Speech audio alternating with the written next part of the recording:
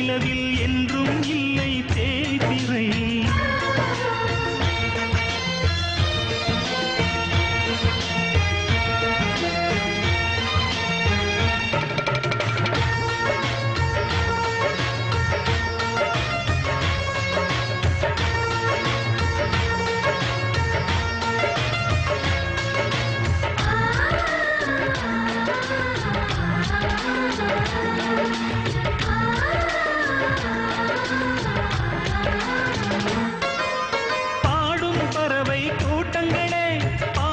மொழியை கேளுங்கள், அண்ணன் என்ற சொந்தமே அன்னையானதை பாருங்கள்.